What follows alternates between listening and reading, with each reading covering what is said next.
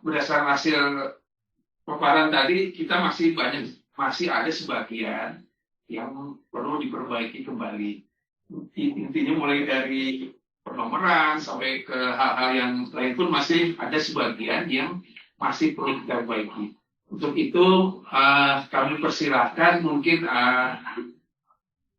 dari para peserta untuk menanyakan apa kendala-kendala atau terkait yang kesulitan dalam penanganan penyusunan SOP ini. Untuk ini kami persilakan kepada para peserta untuk menanyakan apa kesulitan atau kendala-kendala yang dihadapi. Baik, kami persilakan siapa yang mau menanyakan. Mungkin dari mana? Ada yang mau duduk? Yang resen siapa ini?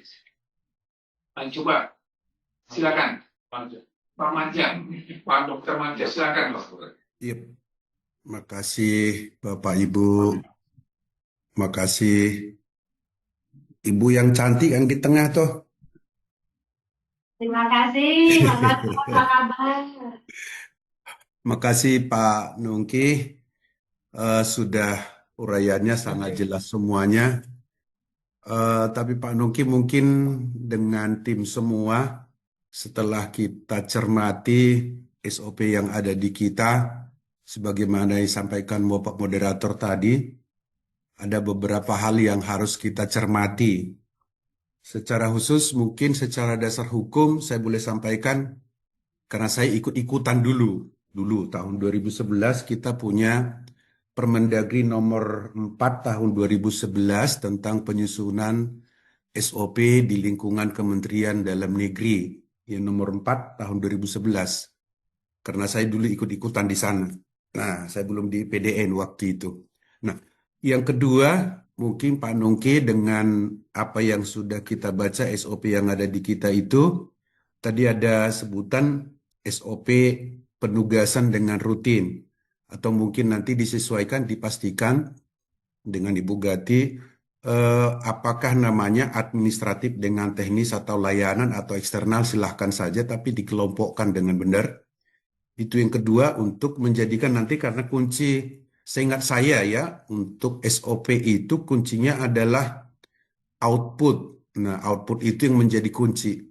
Setiap output harus ada SOP-nya, itu yang menjadi kunci judul. Nah, yang ketiga mungkin Pak Nungki harus pandu kita untuk melihat lebih jelas masalah bisnis proses. Nah, bisnis proses yang nanti akan menghasilkan di bisnis proses itu, menghasilkan SOP, di bisnis proses itu yang menghasilkan output, yaitu kunci utamanya siapa aktornya. Nah, aktor itu kalau di kita kan cukup panjang. Dari rektor, warek, dekan, wadek, kapus, ke prodi, terus ke bawah. Bahkan kalau kita di luar itu ada namanya pengasuhan, ada pelatihan. Mungkin di bisnis proses itu, Pak Nungki, mungkin kita harus tuntaskan dulu kalau berkenan, siapa aktor yang memang ada atau menghasilkan output. Setiap aktor itu yang mungkin menjadi kunci. Kalau itu sudah, maka bisa kita kembangkan ke dalam mutu bakunya. Nah, mutu baku.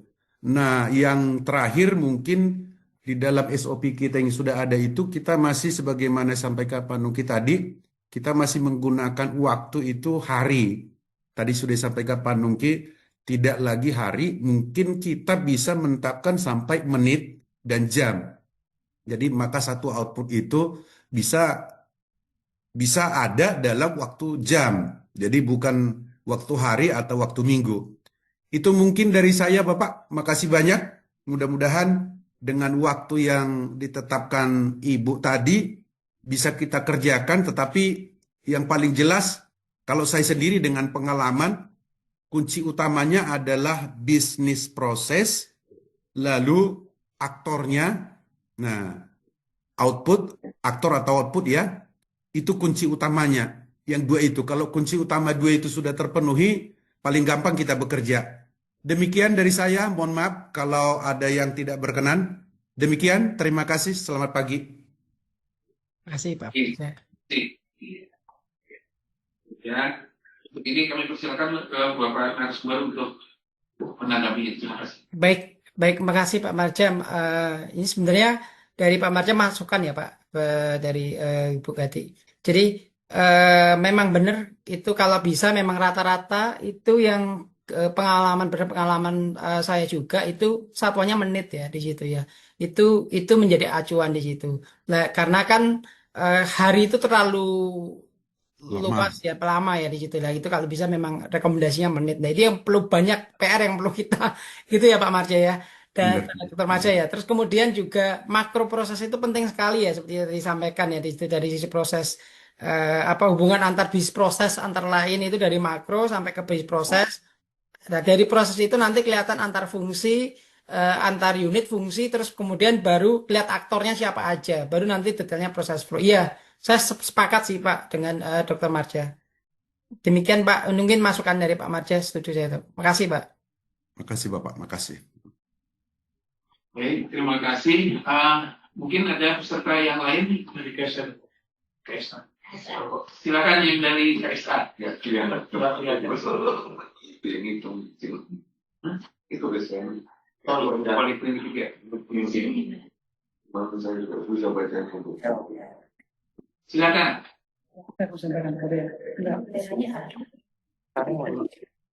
Izin, selamat pagi. Kami dari KSA ada beberapa hal yang ingin disampaikan. Yang pertama, terima kasih untuk Pak Nuki atas materinya di pagi ini. Dan yang kedua, mengenai penomoran SOP, tadi Pak Nuki ada menggambarkan dari presentasi tentang penomoran SOP. Nah, yang ingin kami tanyakan, kami sudah membuat SOP dan sudah memberikan nomor. Yang kami lakukan adalah sesuai dengan Permendagri nomor 83 tahun 2022 tentang kode klasifikasi arsip di lingkungan Kemendagri dan Pemda. Di kami menggunakan nomor mengikuti organisasi dan tata laksana di poin standar operasional prosedur. Jadi kami itu mengikuti Permendagri ini dengan pola nomor yang tadi itu, lalu kami garis miringkan nomor SOP yang ada di kami urutkan dari 1 sampai ratusan, lalu kami garis miring lagi, kami beri kode klinik kami, yaitu yang 19.5.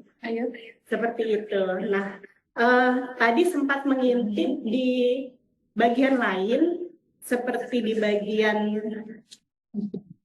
keuangan itu mengikuti pola di kode klasifikasi Permendagri ini juga, tapi mengenai dokumen penata usahaan keuangan. Jadi mereka nomornya 900 titik bla bla bla gitu tadi. Garis miring sepertinya nomor urutan SOP mereka, lalu garis miring lagi kode 19. Nah, jadi yang ingin kami tanyakan mengenai penomoran, apakah ada pola seperti apa tertentu atau harus mengikuti yang tadi Pak Ningki sampaikan. Itu saja, terima kasih. Baik, terima kasih. Dari saya langsung atau bagaimana Pak Tekno? Ya. Betul, Pak. Ini pertanyaannya sangat baik ya dari KSA ini. Memang selama ini KSA yang penyusun SOP-nya lengkap. Tapi mungkin saya tambahkan kembali untuk menanyakan juga. Di KSA itu Bapak menggunakan ininya Bu, apa? Dasar hukumnya itu Permenkes. Apakah itu diperkenankan atau tidak? Itu sebagai tambahan dari kami, Pak. Mungkin itu saja, Pak. Permenkes, Pak. Ya. Yang umum itu kan acuannya kan Permen RB nomor 35 2012 ya, yang saya cek itu mekanismenya seperti itu Pak. Yang tadi saya sampaikan itu ada kode fungsi dan sebagainya. Nah, yang penting Pak, jangan sampai antar bagian beda-beda sih Pak. Yang satu pakai Permen RB, kemudian pakai Permen Cash, sehingga terjadi perbedaan penomoran dokumen.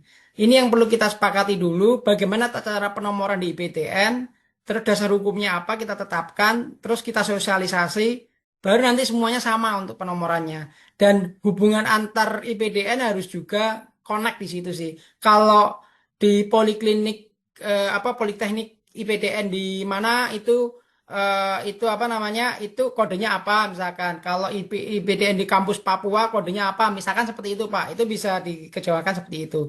Nah ini yang saya nggak tahu ya sudah ditetapkan atau belum ya Pak. Eh, Tata cara penomoran dokumen sendiri, SOP sendiri sudah ditetapkan belum, nanti ini bisa diacu seluruh IPDN.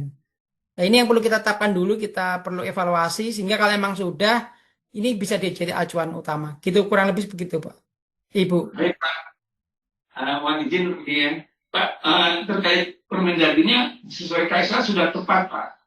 Oke. Hanya saya menanyakan tadi di dasar hukumnya KSA itu menyusunnya berdasarkan Permenkes kalau tidak salah ya, coba nanti dicek lagi oleh dari KSA. Tapi selebihnya sesuai Pak. Oke. Ya, Dengan kalau Permendagri 83 nomor 22 2022. Mungkin tadi juga yang ditanyakan oleh KSA itu bagaimana dengan yang di bidang keuangan ya. bidang lain ya Pak. 900 gitu loh, kalau nggak salah. Tidak sesuai, bukan tidak sesuai, maksudnya itu masih dalam satu Permendagri, tapi penomoran ini agak berbeda. Mungkin itu saja mungkin yang diminta. Silakan Pak, mohon maaf. Baik, makasih. Kalau memang nanti di kementerian maksud saya di bagian keuangan harus mengacu ke Kemenq misalkan aturan itu, harus disebutkan juga aturannya apa dasarnya. Yang penting itu ngacunya kemana sistem penomorannya Pak. Kalau itu nanti perlu dievaluasi lagi Pak. Kenapa dasarnya kita ngacu ke Permenkes dari si IPDN sendiri. Itu yang perlu kita cek lagi sih Pak. Nanti coba saya juga cek kembali kenapa dasarnya adalah Permenkes ya. Saya baru tahu kalau ini acuannya dari oh ini karena poliklinik ya. Maaf nih poliklinik ya. Oh, oke. Bisa Bu. Ya, yang penting ada acuan dasarnya aja Bu. Nanti perlu dibikin payungnya aja dari IPDN pusat. Itu kalau untuk poliklinik mengacu ke penomoran dokumen Permenkes nomor sekian. Kalau mungkin dari sisi keuangan mengacu ke Permenq nomor sekian. Jadi nanti ada payungnya. Kita buat payungnya aja Pak, sehingga nanti kita bisa implementasikan ke beberapa fungsi bagian. Tapi kan acuan dasarnya kan Permendagri, tapi detailnya ada di situ. Begitu kurang lebih mungkin Pak Teko, tambahannya dari Ibu. Silakan Ibu. Ya, izin boleh menyampaikan kembali.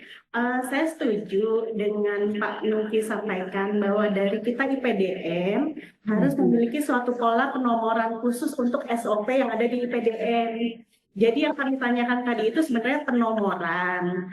Karena waktu awal kami mau memberi nomor SOP kami, sebenarnya kami bingung. Kami melihat ke Permendagri tentang kode klasifikasi arsip di lingkungan Kemendagri dan Pemda. Nah, di sini ada poin tentang organisasi tata laksana, lalu poin di bawahnya tentang SOP. Jadi nomor SOP kami mengikuti pola demikian. Awalnya adalah 000.9.3.1. Nah, itu adalah SOP di Ortala begitu. Lalu kami garis miring nomor berikutnya adalah nomor SOP kami seperti SOP yang pertama keluar, kedua keluar, ketiga dan seterusnya. Lalu kami garis miring lagi IPDN titik 19.5 itu adalah kode klinik. Se-IPDN ini kode kliniknya 19.5. Ini penomoran kami. Nah, tadi saya sempat melihat ke bagian lain, contohnya bagian keuangan, itu mereka juga mengacu ke kode klasifikasi penomoran dari Kemendagri ini. Tapi mereka langsung ke poin keuangan. Jadi tadi mereka kodenya langsung Jadi beda ya Bu? Iya, jadi beda gitu. Kalau kami mengikuti yang Ortala SOP, keuangan mengikuti langsung spesifik keuangan. Tadi judulnya dokumen penata usahaan keuangan. Ya, itu pertemuan itu Bu, berarti perlu Jadi masukan kami bingung bagus. nanti ke depannya Bagaimana gitu pengembangan kan? SOP-SOP IPD ini sebenarnya polanya mau seperti apa gitu. Apa? Ya, ya berarti kita harus rumuskan dulu Bu.